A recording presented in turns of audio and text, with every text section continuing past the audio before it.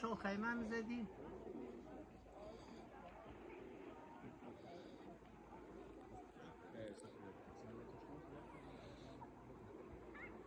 جالب معلوم میشه تو زمینی ها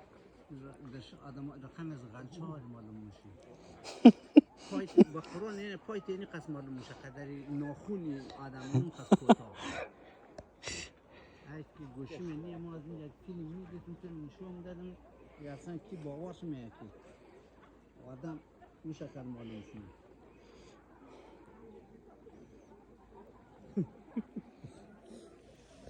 حالا غدر عجیب معلوم میشه